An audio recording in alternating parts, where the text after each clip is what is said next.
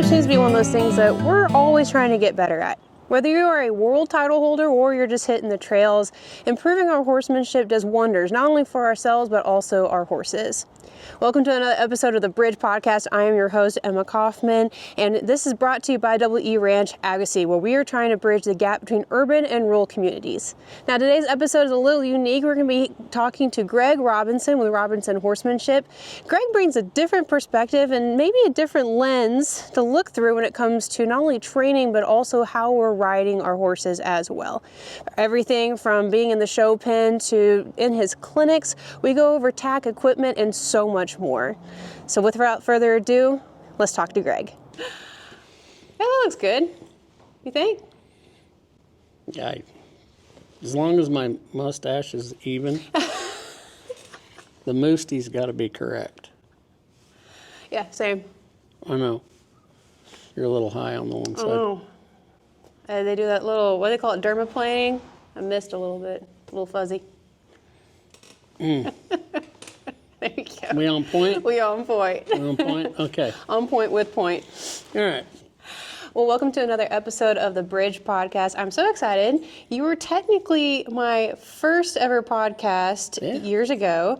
We are here with Greg Robinson with Robinson Horsemanship, and you have a very unique background, and we're going to get into that. But our background is a little funky that I just called you up out of the blue and asked for you to drive to Dallas. We filmed a podcast. YouTube has since then disabled my access into that account. So if you were following this account on YouTube, you're at the right place. So if you've seen Greg before, that is why. He's not an unfamiliar face, but your advice and your input on the equine industry just blew up the internet there for a solid, gosh, I could think about 4 or 5 months. And so we're going to kind of rehash some of those details. But Greg, why don't you tell us a little bit about your background on where you came from, how you got to where you're at, because your style is really different than any clinician or even horse trainer that I've been around. Right. So. Well, I come from Idaho. My dad was a roper and a horse trader, and got a dude outfit, and he used to buy everybody's junk ponies and have me ride them until they were nice, and then he'd sell them out from under me and go buy me some more. That's what kids are for, right? Right, right. So, grew up just at the barn with Dad, riding horses and roping. And anyhow, Dad, because of your industry, the cattle, well, you know about the cattle industry, leptospirosis, right? You got to vaccinate for lepto. He got lepto from a deer, actually. And can you explain to people what lepto is and how it affects the body? You probably could do a better job of that than I can. All I know about it is he vaccinated for it and it killed my dad. Okay, yep. Took 4 years to kill him. Really? That long? And back then they didn't know what it was. Ah, okay. So nobody had any information on it. And he got it from a deer from hunting, or? Yeah, he was guiding some hunters from back east. One of them made a California heart shot and shot it right in the butt. And and busted the bladder, and it runs in the urine. Dad had a cut on his finger, and when he was gutting it, that's what got him. And nobody knew what it was back then. Right. Okay. So, anyhow, kind of lost everything. Yeah. Watched it all disappear, one piece at a time. The land, the horses, trucks, trailers, everything. And I got my first job away from home when I was 12 on a different dude outfit.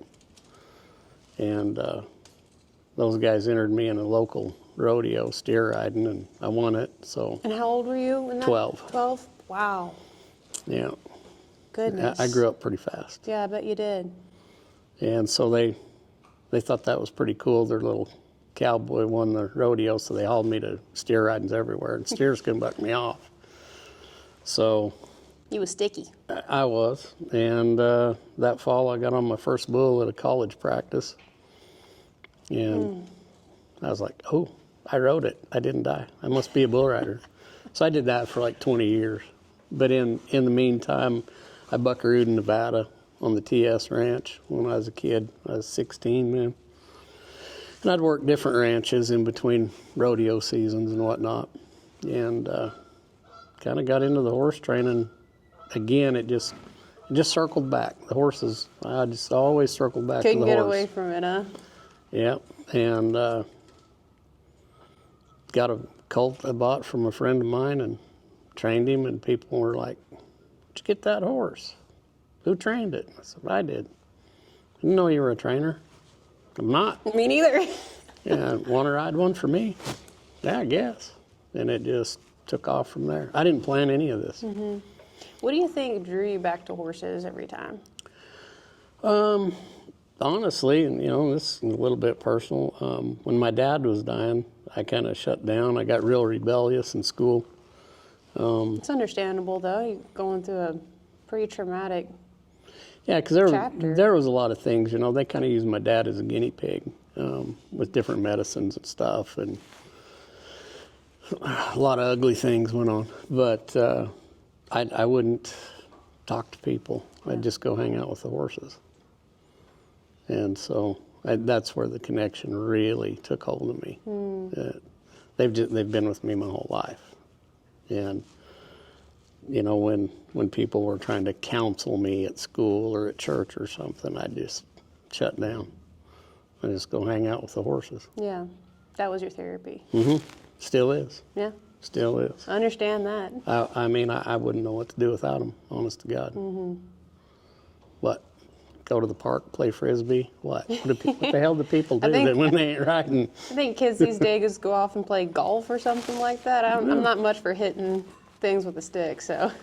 And then chase it and hit and it again. And then chase it and hit it again. I actually like the game of golf. I never play, Yeah. but when I do play, it's fun. But, like I say, I didn't plan any of this. I didn't plan to be a professional trainer. A lot of people, especially at my clinics, they think I've been showing since I was yay tall. I never even saw a horse show till I was 30. Really? Yeah. I didn't realize it was that far on in life. Yeah. Wow. Yeah, this lady had a really crazy paint horse that was race bred and built terribly. And it's like, I want it to be a reiner. And I'm like, see what we can do. And ended up winning the paint horse championship on it up in Idaho. And when was that? 97, I think. That's 97, 98. Born. It's a good year then. Right. And, as much as I tried to be a really great bull rider, I never achieved what I wanted to. Mostly because I couldn't stay healthy. I kept breaking bones. Because a lot of times when a lot of guys would check out and save their life, I wouldn't. So I broke a lot of stuff. But Daredevil. Let's just see how far we can push this. Yeah, I've always been a full send kind of boy, though. The more I've gotten to know you, the clearer that needs to go on your gravestone or something like that. Full send. Full send. Yeah. Hashtag saddle tramp, full send. I like that. Hey, new slogan. But, I made the IMPRA finals, and that was good and whatnot, but I just never had near the success that I was hungry for. And then the first year of showing horses, they started handing me buckles. I just started winning instantly. And I'm like, well, I guess this is what the good Lord wants me doing, because I keep circling back. Yeah. And the doors keep opening up. So, you know what? Pay attention to what he's telling you. Amen to that. Well, He'll serve his and your purpose. Well, that brings me to a question that was it difficult for you, or did a lot of things come naturally that you just had to fine tune and kind of smooth some things out when you were training for shows? Or was everything, and I know it depends on the horse too, but just because you didn't have a parental figure in the show pen with you since you were yay high, when you're sitting there trying to learn everything, some people, some people are coachable and some people aren't. Obviously, you've been coachable and you do a great job of coaching others when you're doing your clinics. But was it difficult? It was different. Thank God I ran into Kim Wagner. He's a great horseman, professional showman. Him and his brother Shane. I learned more from those guys. There's no way I could repay them. I'd ride all their bronchi colts for them, and every once in a while they'd put me on a good one. Right. And I'd just study every move they made, what their hands were doing, what their legs were doing, and I where was learned this at? Back home in Idaho. Idaho? Okay. Yeah, and those guys, they put me where I am today. Greatly respect those men. Super handy guys, and not just in the show pen. They can go outside and cowboy too. And I think that's one of the more unique things about what I do, and especially shows up at my clinics, is I'm not just a show guy. I don't just spin and slide them. I drag calves to the fire on the same horse as I go spin and slide on. I think that's part of what horses should be able to do, is not just know a stall and then the arena. I think it helps them not only with their demeanor, but also their personality too. Yeah, well, and this rubs people wrong, a lot of people wrong, and I'm at the point in my life I'm not scared to ruffle feathers. Well, I never really have been, but anyway. Life's more fun that way. Anyways. Yeah, but the performance horse industry, there's things that go on. We had a good talk the other day by phone about some of the things that go on in the industry that I absolutely disagree with. I want my performance horses to do it because they love their job, not because they're terrified not to. And I'm sorry, but there's a bunch of people that are world famous in that show pen that I wouldn't let throw a leg over one of mine. All right. Yeah. And that may make me look bad or pompous or whatever. And I'm not saying I'm better than anybody else. I just do things different. And I want my horses loving what we do. Well, there's a moral aspect to that too. I mean, if there's a lot of people out there that, in my opinion, shouldn't own horses, much less be in charge of training them and hauling them to shows. I've seen some really rough, egregious things, and that's not to say that the entire industry is that way, because you have people like you and a slew of others who don't treat these animals in the manner of which some people do. But I think that's where a lot of your character shows, and I think that's it shows what kind of person you are. If the important thing is the welfare for you, your clients, and these animals, or if it's more important about the LTE earnings and the buckles and the banners and whatever social media post gets put up that day by whatever association. Right. I never want victory in that arena to cost my horse anything. And I'm really proud to say, in all the years I've been showing, not once have I crippled a horse. That's good. Not ever.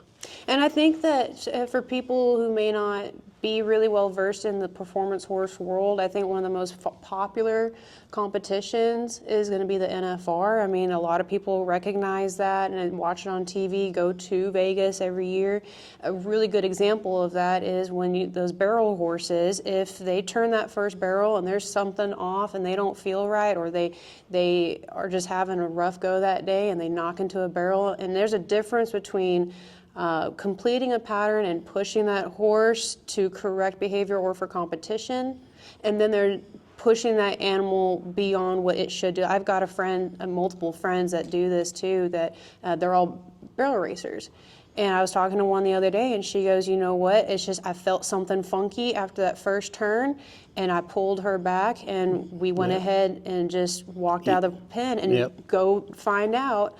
We went got a scan done the next day, and sure enough, they found something in that back hock of hers.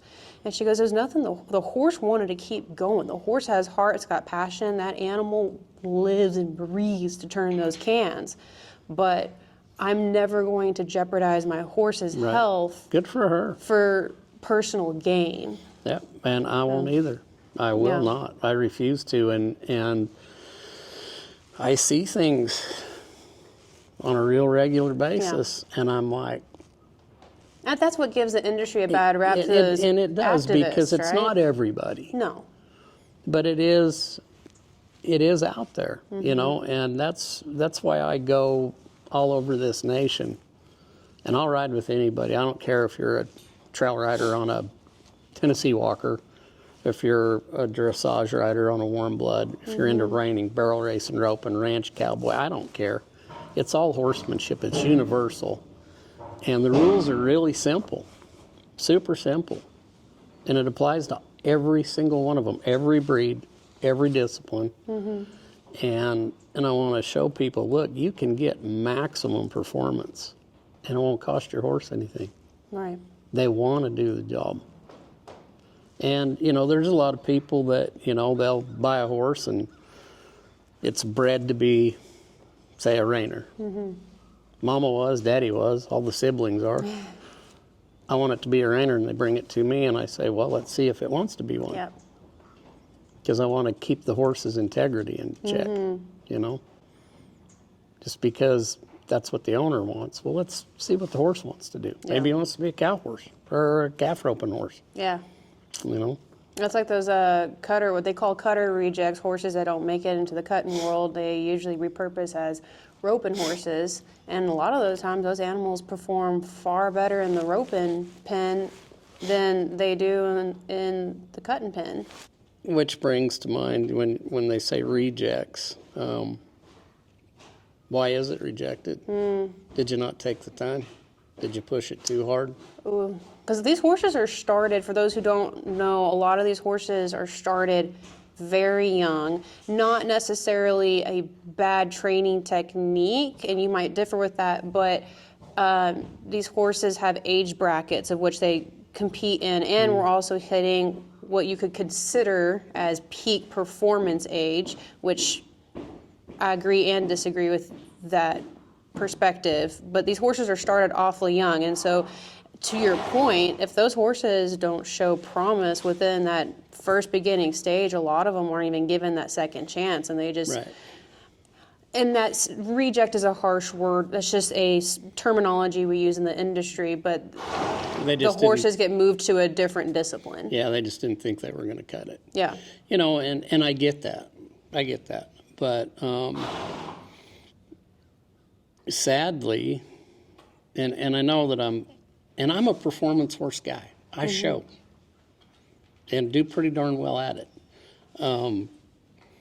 But the disposable horse thing grinds my friggin' gears. Yeah. And, you know, like I mentioned earlier, I've never crippled a show horse, or any horse for that matter. Unfortunately, there's a lot of horses that get sifted through these big programs, you know, and by the time they're 5, they're kind of mentally and physically shot. So what I do at my clinics is I'm an advocate for the horse and say, look, if you don't think they're going to make it, maybe you just need to kick them out for a couple of months and bring them back in. Yeah. Or see if they want to do something else. Or instead of try to cram them through it, back off. It's like giving them a gap year almost. Right. So, and a lot of top reiners, and there's a lot of controversy behind what I'm fixing to say. Let her rip, Tater Chip. Oh, you know I will.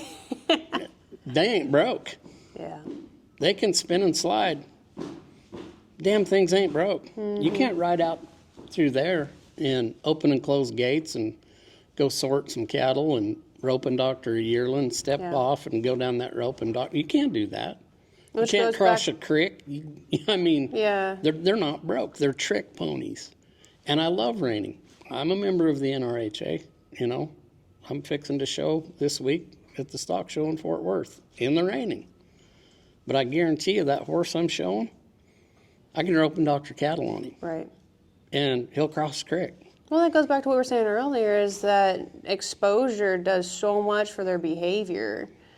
And, I mean, I can't tell you how many times we would ride these cutting horses, you know, these younger horses, and part of the training was to ride them outside, because really, typically, at least this is the place that I was at, typically what happened is we get up in the morning, take the horse, put them on the hot walker, let them get whatever it was out of their system, bring them in, saddle them up, lope them around either in the round pen or in the loping pen, and then hand the horse off to the trainer.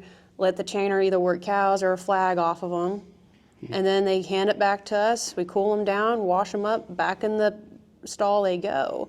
And it's because we had so many horses to get through in a day before to beat the heat, and to beat the heat for not only the horses but the cattle and then also ourselves. Like there's not a lot of time allowance, and because there is a capacity for a trainer per day. I mean, you can't sit there and work 50 horses in a day and every single day and think that you can do that, because you're doing your clients a disservice by stretching that time too thin between horses. You're not really going to get anything done, and by the time you get to that one frustrated horse, you're going to be beyond frustrated. And I think that's where you see a lot of maybe trainers make not the best decisions on how they discipline these animals, Right. or correct their frame of mind. Maybe discipline's a aggressive word, maybe not. I guess it depends on what you're doing. Well, horses are no different than children, though. They need discipline. Reba, you hear that? But there's a big damn difference between discipline and abuse. Oh, A 100%. really big, my kids, and every one of my kids is different. Some of them, all I got to do is look at them and say, hey, knock it off. Sorry, Dad. Others, we have to go to other means to get their attention, Yes. like a foot in the butt. My dad is very, very well versed in that technique. I But- was a little stubborn. But, you can't, and this goes to something we talked about earlier this morning when you got here, is the energy of it. Your intent and your energy goes right to that horse. So if the first horse you rode, you got in a battle with and it pissed you off, it's got nothing to do with your next horse or your next horse or your next horse. And you've got a window about that big to fix a horse's bad behavior and quit, because they don't know why they're getting their butt kicked. Right. Fix it, forget it. And people get emotional.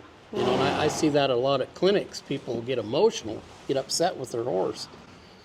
And I'm like, don't do that. Yeah. That horse doesn't understand what you're And even trying if, to tell him. And even if they do understand and they're just being a jerk, right? Fix it, forget Yeah. it. Go on about your business. Yeah. But if you stay there and hammer on them, then you're picking a fight. Right. It's just like working for a jerk. You ever work for a real ass? I can neither confirm nor deny, but possibly. It sucks. It does. When somebody is always nagging you more and more and picking at you and over your shoulder and Yep. you're not as good as so-and-so, how come you're off your game today, and blah, blah, blah, blah, just constantly nagging you. Like those micromanagers, too. Right. Yeah. Just peck. You got two choices. Either you take it and you end up absolutely hating your job, which transfers into every other aspect of your life. It really does. Yeah, it makes you freaking miserable. It does. Or you tell them, you know where you can take Yeah. this, pal, Yeah. and you walk away. Horses don't have that choice, right? So don't be that boss, and a lot of the problems I see is riders want to be a dictator instead of a partner. They're always, this is what you have to do for me, this is what you have to do for me, this is what you have to do to please me. But we never point that back at us and go, what can I do for you? What have I got to change about me to help us get this right together Interesting. and find that balance? Yeah. Excuse me. It's all about balance. Everything in life is about balance. Right. So that brings me to a question when we talk about the mindset of the rider going into the arena or when they're putting the saddle on a horse is most of the time the advice given is to have a thought in your head about what you want to fix and address that day. That's a lot of the time always ride with purpose, I think, is where most people have been instructed to go in their own mindset. Do you agree with that, or is that when you get ready for the day, obviously there's certain horses previously that there's things that you need to work on, but maybe for more of the novice rider that they're working on their horse journey with maybe their first horse, second horse, whatever the case may be. Well, I let the horse tell me. Yeah, I may go down to that arena with something set in my mind. This is what we're going to work on today. And I'll start riding and do something completely different. Okay. Pay attention to your partner. You know, that's a big deal. You know, if you go down there and say, you know, we're working on stops today, and your horse's shoulders are sticky and he's just not hitting the ground right and breaking free, you know, maybe you need to work on some turns and some flexing and bending and stuff. I change things up all the time. All the time. And I absolutely ride with purpose. You know, you watch most people go into an arena. Next time you go to a big arena and you see people coming in, watch what they do. They're all going left. Everybody's going left. I can promise you, everybody's going You left. make me think. They go through the gate, they go left. Yeah. Because that's the easiest side. We make our horses extremely left-eyed. Interesting. Because disagree. we catch them on that side, we halter them on that side, Right. we lead them on that side, You we mount on saddle that them on side, that yeah. side. So they're just left-eye dominant. So most people You're good. are pretty lazy riders, so they go left, right? And I catch myself doing it all the time too. But they go left, and then watch what they do. And they might be warming up their horse, but if you really watch their tracks, because I do this before every clinic, everybody just warms up, and I'm just kind of sitting back watching. I was wondering what those instructors were doing over there. I'm just watching. And a lot of times I look and I go, what the hell are you doing? And so if I'm saying, what the hell are you doing? Imagine what your horse is thinking. Yeah. What the hell are you doing up there? Right. Because they start doing this, and then they're off doing this, and then and really, Change gears too much. Yeah, and, you know, most people can't even lope a circle. People who have ridden, like, for years, and I'll say, go to a freshly groomed pen, start in the center, and lope a perfect circle. Yep. It's amazing how many people ovals. can't do it. Yeah, you know. So to me, that's riding with a purpose. I want to know exactly where I'm going, because then I become believable to my horse. And if I feel him start to deviate anywhere, the second I feel his muscles change, I change what I'm doing just a little bit, so it's a little correction. But if you wait till they deviate, then you've got to make a big adjustment. Right. And especially on young horses, that buzzes them up. That gets them rattled, and they're like, oh, I don't know where to be. Better to do small and minor corrections than to try to... It's like driving. Like, you get distracted when you're driving, and then you pull and you jerk over versus just It's exactly like paying attention on the road. that. It's exactly like that. Because none of us have ever been on our phone while driving. No. Especially me, no. Never. No. I don't. What's a phone? Don't even know. Right. So with the pattern work that I do with people at clinics, it's amazing the things I can fix just with that exercise. So I got 8 cones, and I set 2 at each quarter of the circle. And as I'm setting them up, you know, I can see the look on some of the people's faces. They're like, I come to ride with a multiple world champion, and we're going to ride through cones like we're in 4-H. Like, let me see you do it. You sure are. Let me see you do it. Horses are creatures of habit. They're going to make the exact same mistake at the exact point of that circle all day long. If they've done it in that spot once, the next time you come around, they're going to do it right there. Whether it's speeding up, slowing down, veering outside, ducking inside. If they do it once in that spot, they'll do it that spot all day long. So, and we're creatures of habit too. Oh yeah. In that sense. So I tell people, you know he's going to do it. Fix it before it happens. You ride a few strides ahead of your horse, put a little leg on him, and just support him a little bit. Don't wait till he's deviated and then have to take a hold of him, because then most likely you're going to overcorrect. Right. Well, it's like one of the trainers that I grew up with, his advice was always correct in your mind and prepare to prevent that mistake, then try to correct it as you've already, like, you're 2 or 3 strides in. Yeah, it's too late. Yeah. Then you got to scream it at them. Right. Right. So if I know exactly where I'm riding to, I become a believable pilot. And like even green horses on exercises like that, pretty soon you just put your hand down and they just stay there. They just stay right there because they know all I got to do is stay between the reins and this dude's legs, and all the pressure's gone, and they just balance out and cruise.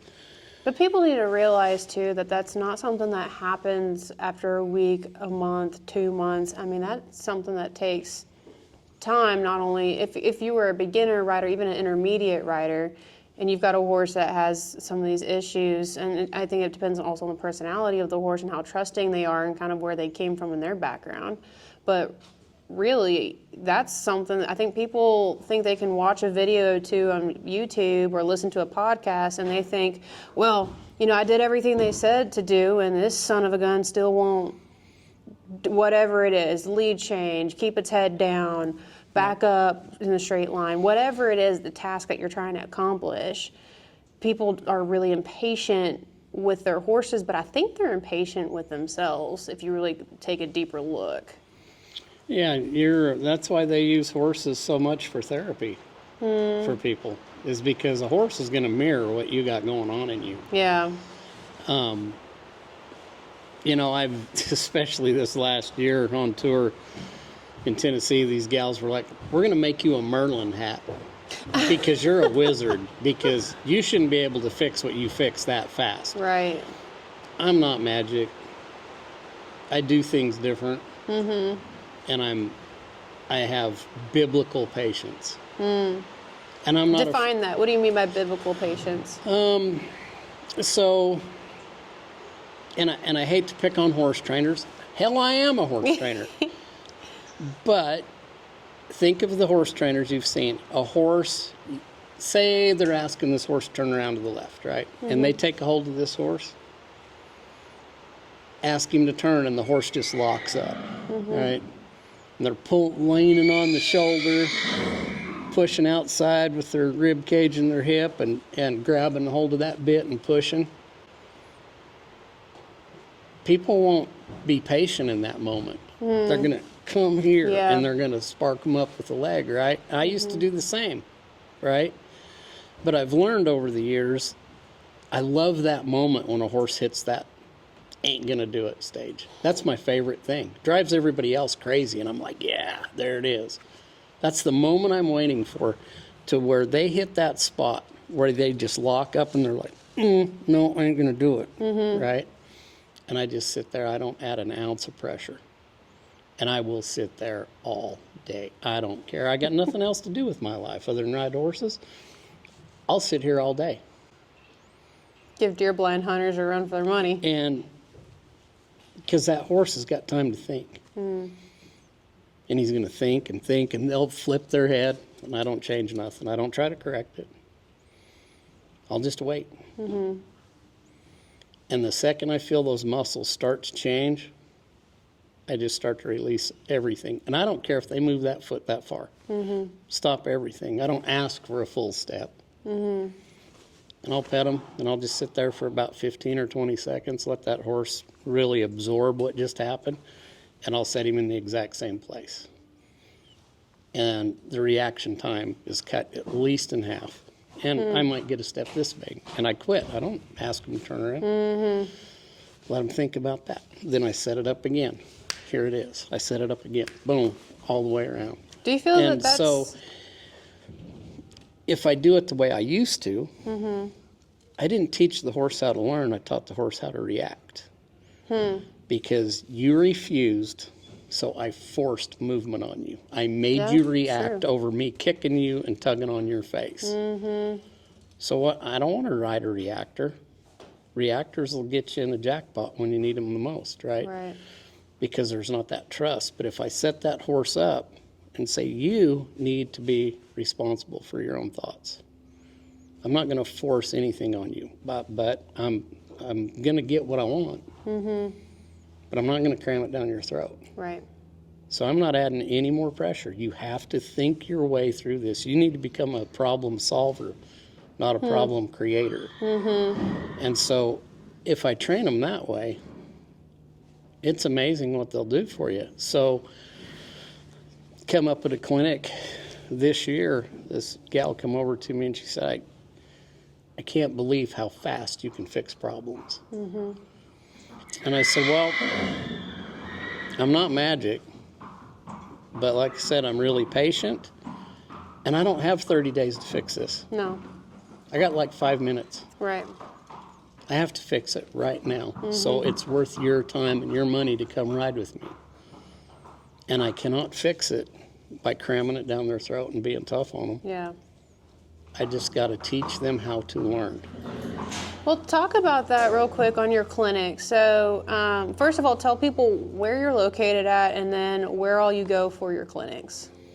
Everywhere. There it is. Everywhere. Nationwide, and I'll go overseas.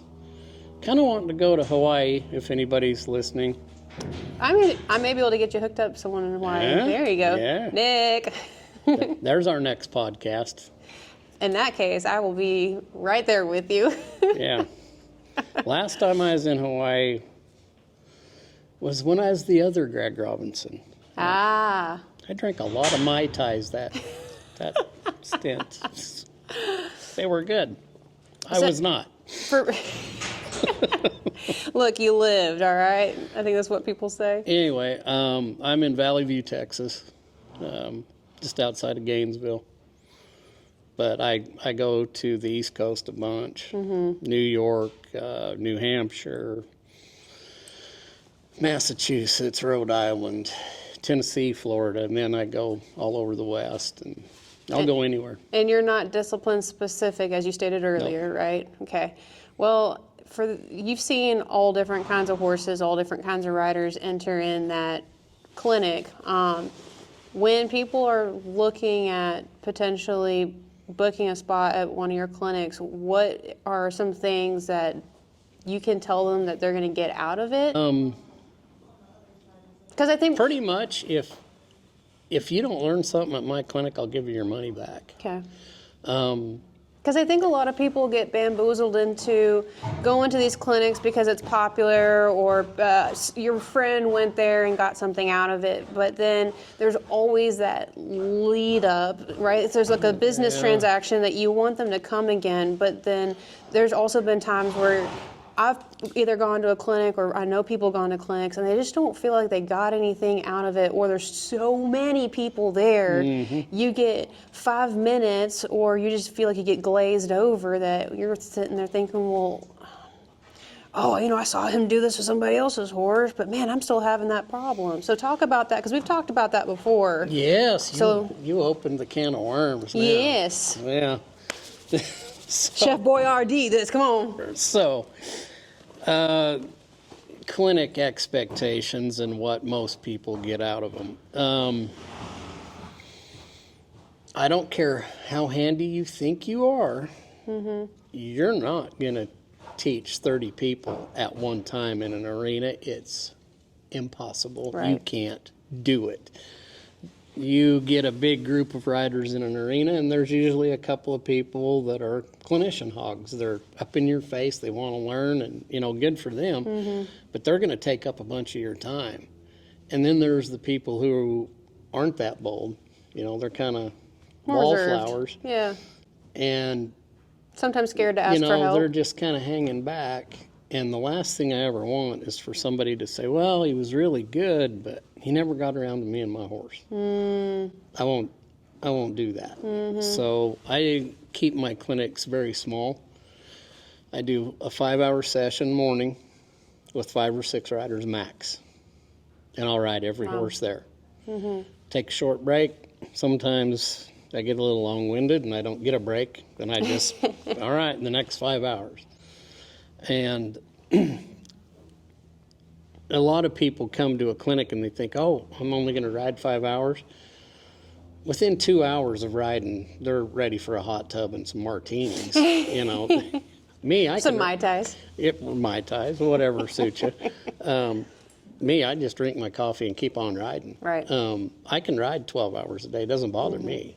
But I used to ride with the big groups. And my clinics would last for 14 hours. I wouldn't leave the arena. And I'm like, you know what? I got to change this. So that's why I split it in 5 or 6 riders max. That way I can actually help you. And when you come to a clinic, how I start every one of my clinics is I say, look, I could be here all weekend showing you all some really neat stuff, but it may not be that one thing that you have the most problems with. But that's why I'm here. I want to help you with your horse where you guys are at. Maybe it's trailer loading.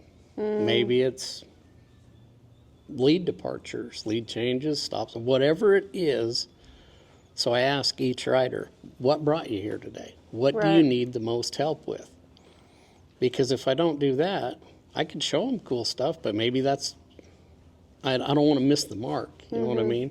Yeah. So, and as far as I know, I'm one of the only clinicians that I ride every horse there. Yeah.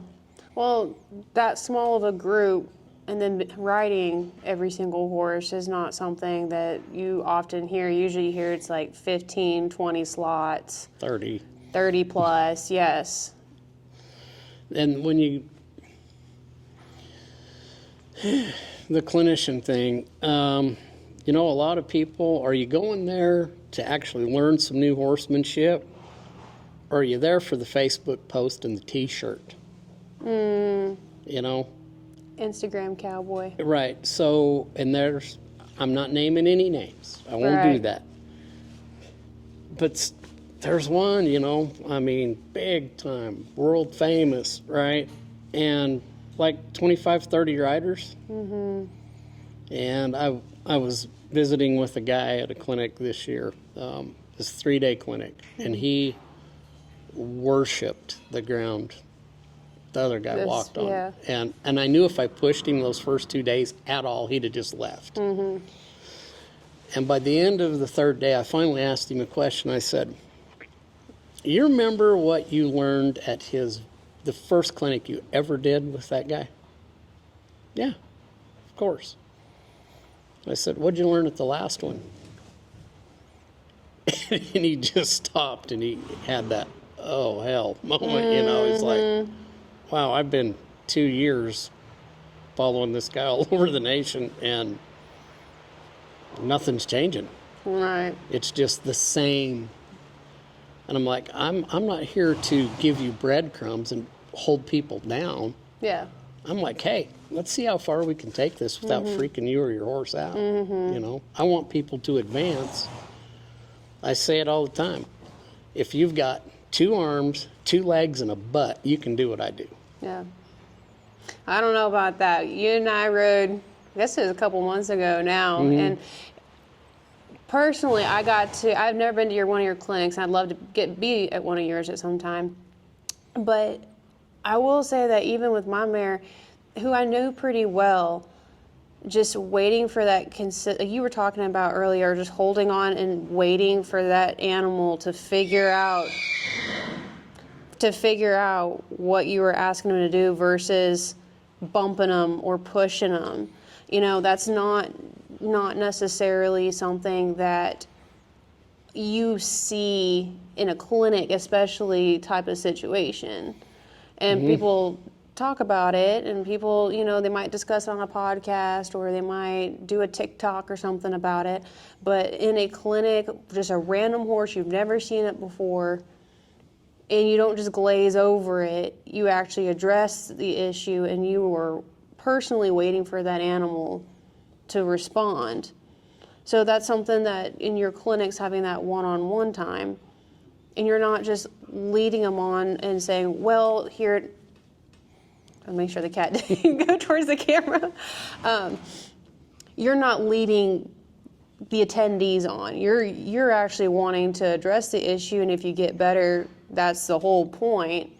And you always, they could feel like they can come back and learn something new every time, or readdress maybe things that they're still struggling with, not walking away thinking they didn't really learn anything that applies to them. Right.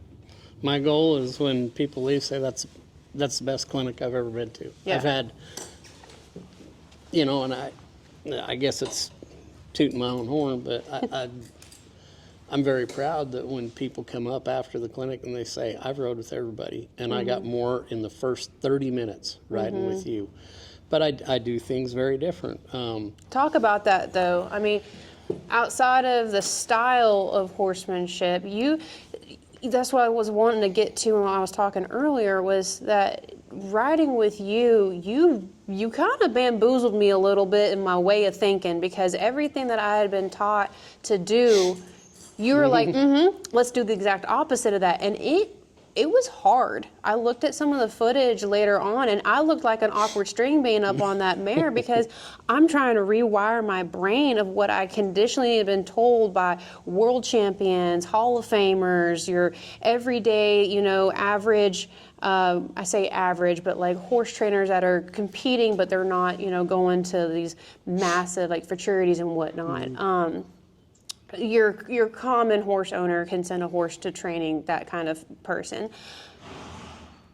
The way you phrase things, the way that you go about things are so drastically different. And I'm really excited because we're going to get here in the arena here in a minute. Spoiler alert, Greg's been working with my mare. And I'm excited to ride her again. I haven't ridden her in a few months. But we'll be demonstrating some of these things in the arena. My mouth might be on the floor about how shocked I am on how she's moving, though, from what you've been telling me. Yeah, that's pretty cool. But talk about some of that, because your style, like I said, not to beat a dead horse, go funny, is so different. It is. And I was taught the same as everybody else, Pressure release, you pull pull the left, right leg, and to get a horse to turn. Yeah, I mean, and look where you're going. Quit looking at your horse. Yeah. Well, His head what ain't is gonna it? fall Your off. eyes, your head turns and your hips follow, so always look where you're going. Yeah. Yeah, goes against the grain. Big time goes against the grain. We've been taught to look where we're going. Taught give and take with our hands. And there's no consistency in give and taking with your hands. So it's just like, if you've never shot a gun before in your life, right? And I was to just right over there put up a great big bullseye and stand you here with a pistol with 10 minutes probably of good coaching, of trigger pull and breathing. You can hit that bullseye. It's right there. It's easy, right? But what if that starts doing this? Moving around. What if that target's here, there, everywhere? Even an expert marksman is not hitting that X in that bullseye every shot. It's not going to happen. Right. There's no consistency. They don't know when to pull the trigger because you don't know where the target's going to be. So when you're doing this with your hands, you're changing the length of the rein. You're moving the target. So you tell your horse, come here, and the horse comes. And then we've been taught, get out of his way. Yeah. So you throw Pressure them away, release, yeah. They go looking for the end of the rein. And most horses, 99% of them, go up. So they'll throw their head up. They're looking for the end of the rein. That's all any horse wants to know. How long's the rein? So How far is that leash going to go? if I set my hand in a fair place and ride their body to that place, okay, most people get on, drag their horse's face down, and then kick them. That's not collection. As I engage the reins, my legs lift them, So they get picked up, roll over the bridle slightly, and move forward, balanced and correct. And if I throw them away, when they get there, they go looking for the end of that rein, and they hollow their back and they pick up. Yeah. So then we fix Pull them. back again. And so you're just yo-yo, back and forth, back and forth, back and forth. And you're constantly having to fix things. But if you set your hands in a fair place, ride their body to their face, they balance out. And pretty soon they'll start to just barely go up, and they feel the weight of that rein. And before it even contacts their mouth, they'll come back off of it. So you said collection. Everyone talks about, oh, smooth and collected horse. How would you verbally describe what collection is? Collection. So you watch horses, and this is something that a lot of people just truly don't understand. They say, well, you watch horses out running free. They're not collected. Yeah, they are. They may have their head up and their nose run out past the vertical, but their feet are hitting the ground perfectly balanced and correct, okay? Because they don't have the weight of a saddle and a rider sitting in the middle of their spine. So if... I never thought about it that way. Yeah, so you watch a horse moving out across the pasture, head up, nose out. So say their hip is here, right? And they're moving forward. When they're loping, their hind foot comes clear up, like in the middle of their stomach or beyond, right? Okay, they can do that out there. But with a rider in a saddle sitting in the middle of their spine, pushing them down, they get strung out back and front. So if they're not collected, that stride goes from back here to only about right here. So that's, you've seen those rough riding horses that just pound you in the saddle. It's because their head's up and their back's hollowed out. But if you get them to pick their back up and correct their top line a little bit, then that stride goes back to the natural place where they can reach up underneath themselves and they smooth right out. So a rough riding horse is just an inactive rider, to an extent. Incorrect rider. Yeah. You know, Okay. just pulling on their face doesn't collect them. Yeah, and that's what everyone. Well, not I say everyone. I think a lot of the times, especially like on the horse judging, when you're teaching kids how to do horse judging, or even when they're young, everyone thinks that collection is that horse is riding at that vertical, and they just think, oh well, there's the vertical. It has, nose is in, must be collected, and that's not necessarily the case. That's not necessarily the case at all. And, you know, each horse has a different balance point. You know, they're no different than you and I. Right? So if you... Still trying to find my balance point, but so we'll get there. If you set your hand in a fair place and ride them, those horses will balance themselves out. And then everything just gets easy for them. They stop better, they turn better, they lope smoother. Everything goes better. Because they're actually collected and correct. But... you know, people, my horse won't stop. Well, his head, it looks like you're riding a llama. Its head's up here, its mouth's open, and he's, you know, like this, which means his back's doing this. Yeah. So we talked about stops last time you rode with me, right? If you want your horse to stop correctly, you can't throw yourself back like this. And you watch people. Yeah. Next time you guys are in the arena, watch people. They run down there on Old Basie and whoa. Yeah. And when you It's do like that, they lean. when you throw your shoulders back over your hip, it hollows your back. It does the exact same thing to your horse. Your horse will throw their head up because their back hollows out, and they do this, and they hit the ground hard.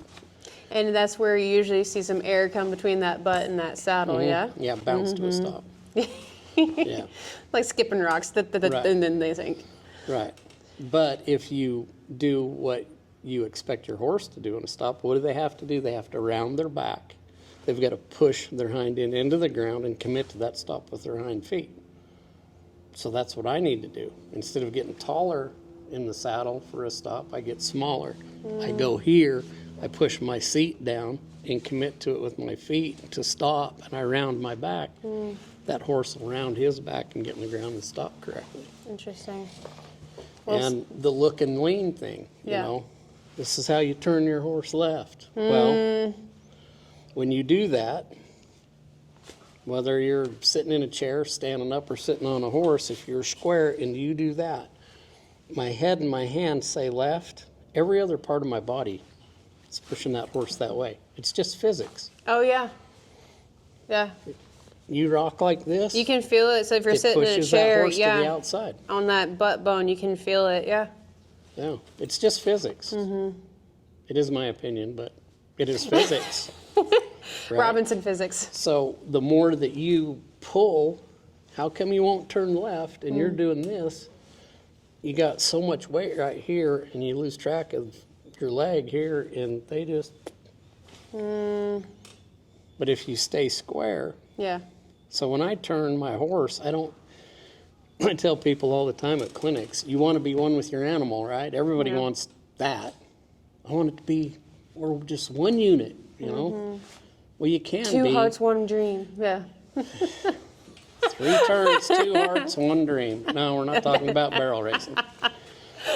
But when you go to turn your horse, we've all been taught to do this, and you leave half of you behind when you do. Yeah.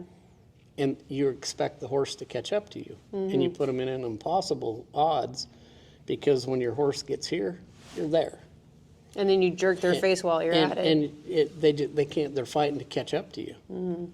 But if I turn with my horse, it's amazing. Their shoulders elevate, they take bigger steps over, they hold their hip in line, and they turn better. Yeah. Well, speaking of turning and correct and incorrect, you have a favorite piece of equipment that people get very confused why you are anti-Tom Thumb. Explain for those who may not understand that perspective on why you're not the biggest fan of that bit. Oh, not the biggest fans, putting it mildly. Like I was being I will nice, take but it out of your horse's mouth and throw it over the fence. which I haven't seen that, but he posted a picture of a Tom Thumb bit in the trash can, and That's where that it is belongs. where it belongs. And for those who may not understand, So, and I say this at my clinics, whether it's the bid issue or whatever else, I say I don't just tell you things. I'm going to tell you the why and the how. which is as it should be. Yeah. Right. Don't just be a robot and do as I say. I want to tell you this is why I believe this. Tom Thumb bits are a shanked snaffle, basically. They've got a shank about that long with a snaffle mouthpiece. Anytime you engage both your hands, whether you're backing up, stopping, trying to get head set, when you engage both those reins, it does that inside their mouth. And it crushes the lower bars of their jaw, compresses their tongue. Yeah. The worst bit made, hands down. They ought why to do you think all be it's- melted down and turned into fishing sinkers. I hate them so bad. Well, so why do you think that they were? I wouldn't say popular, but they're a well-known and common bit in existence, just like your snaffles, O-ring, D-ring, doesn't matter. That's a well-known, like you say, Tom Thumb. It's a very recognizable name. Right. Why the popularity? You think? Ignorance. Okay. Ignorance. 30 years ago, it was probably the new thing, or 40, however many years ago they come up with it. And I think what people were hunting is, how do I get out of the snaffle bit? What's the next step? Step up, yeah. To advance up out of the snaffle. And so that's where their popularity came in. And I'm sorry, but Argentine snaffles are basically just as bad. And for the people who want to argue the Tom Thumb theory with me, I go, tell you what, pick out the top 100 horsemen in the world. Go to their tack room. See if you can find one. Right. You're not going to find one. You might find one in the outhouse holding the toilet paper, but they ain't in a horse's mouth. I can promise you that. Well, okay. So speaking of bits, I'm trying to figure out the best way to phrase this. Do you have some go-to bits that are your absolute favorite that you think are a pretty well-rounded, versatile bit? Or do you have some more advanced bits that you prefer? So just tell me about some of your preferences when it comes to tack. I used to, especially when I first got into training performance horses, I had to have this bit, that bit, the other bit. Well, he uses this, so I need that. And that guy uses that. He's a champ. I need that. I had more damn bits. Now I've got 3 different snaffles. Okay. Can we go look at those? Yeah. Perfect. And out of the snaffle, and I've got some hackamores that I'm a big fan of, and not mechanical hackamores. That's a no-go for me. Okay. And then it's a Billy Allen mouthpiece bit. It's called the GR bit. I hear you reference that one a lot. They can't make them fast enough because I'll go to a clinic, and if I've got 10 of them, I'll sell every 10 of them.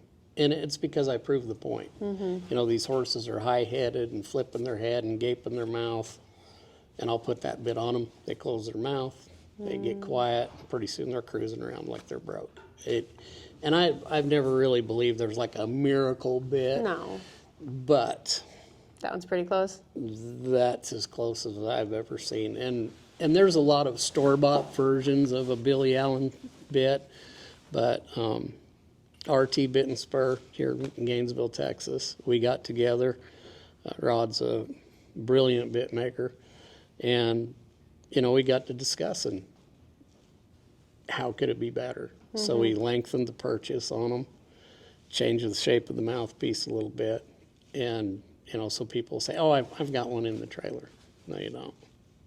You don't have that one, and it makes that big a difference. If it came down to me only owning one bit, That'd be your one? that's the one. Perfect.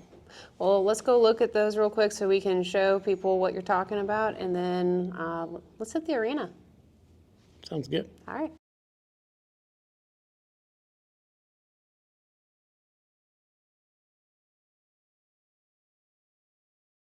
Well, I hope you got as much out of that as I did. Now, Greg is an awesome person. If you want to contact Greg for either training or to see where he's going next for his clinics, be sure to check us out on our website, and also be sure to hit that like, follow, and subscribe button for more agriculture. If you know of a location, or if you'd like to be a location for our next episode, please be sure to message us on our website. And if you'd like to be a sponsor, also be sure to let us know on our website as well. We would love to work with you. We'll see you next time.